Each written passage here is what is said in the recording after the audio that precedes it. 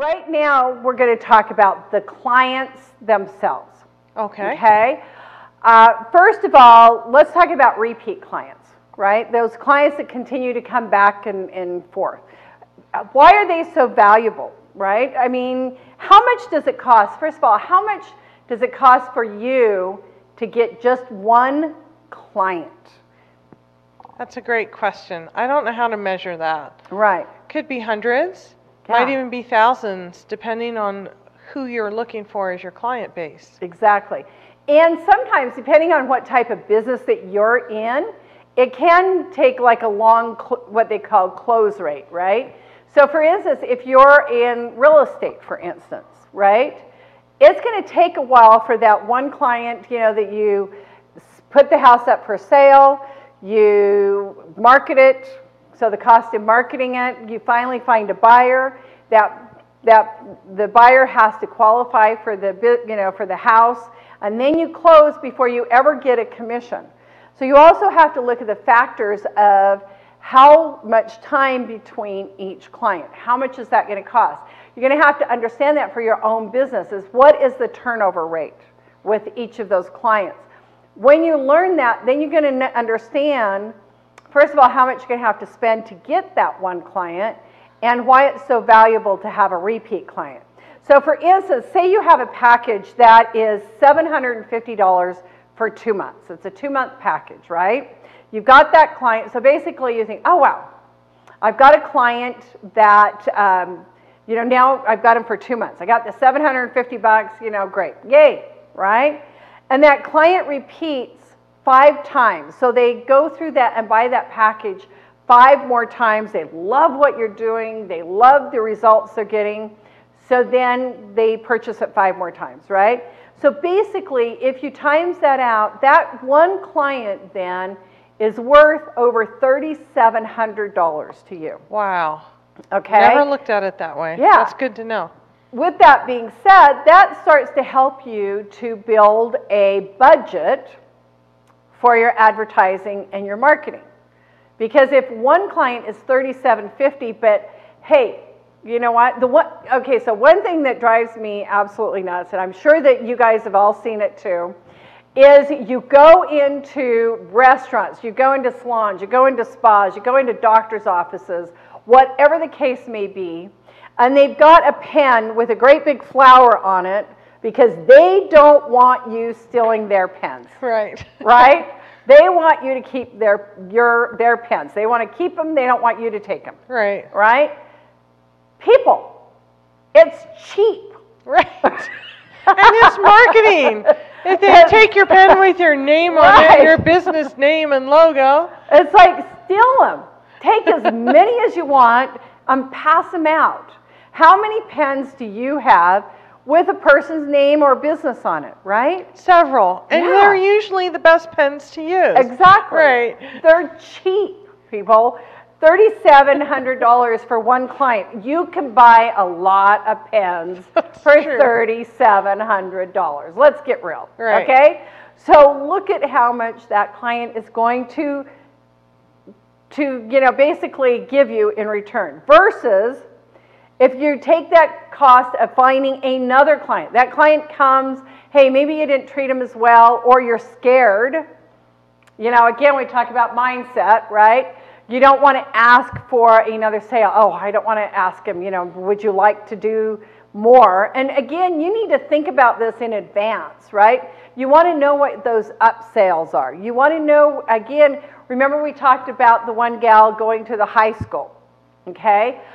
For insurance agents out there, a perfect tip, and this may hit some other industries. What happens when there's a concert coming into town? Right? What happens when, you know, one of these big stars are coming into town? People do what? Or, you know, a new phone comes out, right? Right. What are people doing? They are camped out waiting, right, to get their band so that they can get tickets, correct? Mm-hmm. They're just sitting there. So this insurance salesman, right, these young teenagers, you know, they're drivers, new drivers. What did he do? He bought hot chocolate and donuts. And while all of these people were camped out, he was passing out hot chocolate and donuts and just kind of getting to know them. Again, we like people that we know, like, and trust, okay? And he built his whole client base that one night sitting with those teenagers, because most of the time, once you have an insurance agent, they're doing a great job for you, you basically don't switch. Right. Right? Yes. So he built his whole client base just by donuts and hot chocolate and sitting and talking with teenagers. What a great idea. That's very inventive. I know. So find that. You know, what are, you know, in Utah, you know, we have parades or whatever. You know, get some of those, you know, those pens or different things, or, you know, those, just those fun little toys or whatever, and take them around a parade route. Give a couple to, you know, family and friends, and pass your card out, right? What if you race? So maybe if you do some racing, you know, or jogging or different things, get a t-shirt with your name on it, okay? You know, I mean, when we get into branding, we'll talk more about this, but get that message. You also have to make sure you got a clear message. People understand, right, what you're doing. And that, so a repeat client is golden. Yes. And that, and make sure that you're always taking care of those repeat clients, because they're absolutely golden, right? Upsells, again, you know, maybe you, they're coming in for one service. So one thing about, say, you know, we had a massage therapist that, you know, made a comment and so forth, and thank you again for participating. When you go in for a massage week after week, mainly a lot of times massage therapists will ask you, okay, what can I help? You know, what is it that's bothering you or that you're working on, right? And then they go into, a lot of times, their same mode of massage. Now, some people, you know, some of them like deep tissue and different kind of modalities, and a lot of times they're very intuitive, they'll listen to the body, you know, and they can kind of understand the body. But why not say, hey, you know what? You know, you've been coming in that.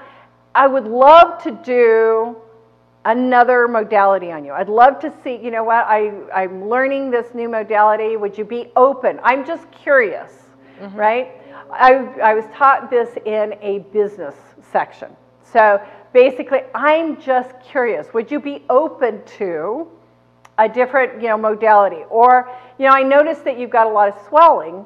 I let them know what you're doing, right? Instead of you're just doing a massage, because again, while you're doing the massage and that, they don't know. Clients don't really know what it is that you're doing. But if you explain, you know, hey, I noticed that afterwards, do a, you know, talk with them afterwards.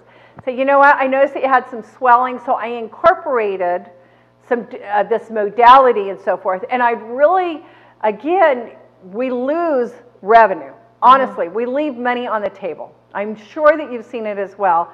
You've been to the doctor, you've been to the chiropractor, you've been to, you know, the spa, you know, and so forth. And you know the people that really take care of you and that really care, right? Nobody likes to be sold to, right? Clients don't like to be sold to. They like to be educated, and they like to know that you care about it. So what that means is you got to talk to them, right? You need to talk to your clients. You need to know where they're at, not where you think they're at, right? Right. Never presume that they can't afford the products and services that you have.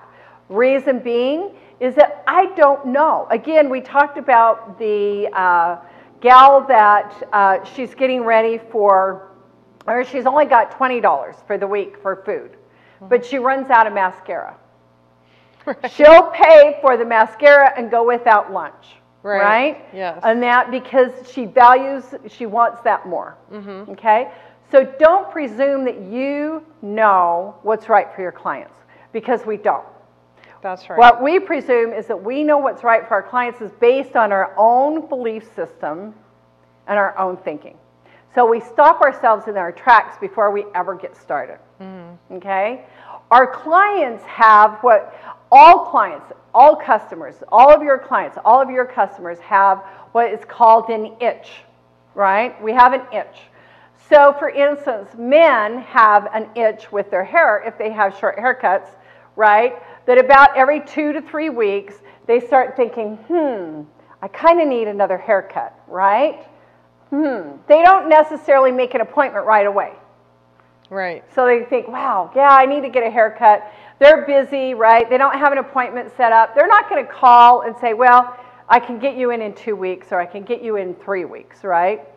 Because they're off to find somebody else. They need to have the haircut. So it's called an itch. You need to know what your client's itch factor is, if you will. Women for haircuts and for coloring and so forth. It may be, depending on the length, right? If I've got really long hair, it may be a while before I need a haircut. But if I'm getting color, right? So for instance, in statistics, that in the beauty industry, in hair, right? That if you have a client that has a long haircut, she's got a longer itch factor. She's not going to get it cut as often. If you've got a client that has a short haircut, she's going to get the haircut, more often. If you upsell her to color, she will be your client longer, right? Right. And if you take care of your client, she'll even stay longer. If she knows that you're using current products, that you're up to date in all the different styles and so forth, she'll stay with you longer, right? So the thing is, again, you got to talk to your clients. You want repeat clients. Really get to know them. Show your interest in an authentic way. Yeah. And we also talked about packages and pricing. The more that you can get clients into packages, the longer you'll have the client, right? Because a lot of times with packages, when they pay for the package up front, they're going to keep coming to you, right? Because they've already paid for it. So if you can get some clients into certain packages, whether it's coaching, whether it's products, again, they're going to stay with you. So you definitely want repeat clients. Okay, remember when that client comes in, you've got that intake form, their birthdays and so forth. With that, then ask them, if you're in a hair salon, for instance, how often do you get your hair cut? Right? Figure out that itch. If it's a massage therapist, right? How often do you get massages, right? Is it once a year, once every 6 months? Then there's a conversation that you can have, right? If I can show you how to get more massages more often because it benefits your body in X, Y, and Z, would you be open to it? Right. Right? All I'm doing is asking questions. And if they say, no, I'm not, necessarily open to it, great. You had the conversation, you asked them. But don't assume or presume that you already know that they're not going to be interested, so you're not going to ask them because you're leaving money on the table, always. Right. Okay? Right. With that being said, then, you get that client, right? It's a repeat client. They're yours. We want wow clients. Yes. Okay, now what is a wow client? A wow client, yes, you want loyal clients, hey, yes, I'll come to you. And that, we want loyal clients, absolutely. But we want wow clients. Getting that wow factor with your client. Women are the biggest purchasing agents ever, right? What happens when you have had a wow experience? It's like an over-the-top experience. You just want to go back. You want more. Right. Becomes this healthy addiction, hopefully. Yeah. But you tell everybody, right? Yes. You need to try this person. Oh, yeah. You need to go to Lisa. Yeah. Right. Wow. I had this experience. This happened. Wow. She did this and this. I've never had this experience before. So I'm going to an acupuncturist right now, right? She does shiatsu with it. So not only am I getting acupuncture, but I'm also getting a partial massage and so forth with it because she's helping move that energy. I've never had that. That's a wow experience. Oh, I'll bet. And you feel better. So guess what I did? I posted it on my social medias. Wow, this happened. So be that wow in your clients' lives. Go over the top. You can never go over the top too much. Oh, right. Absolutely.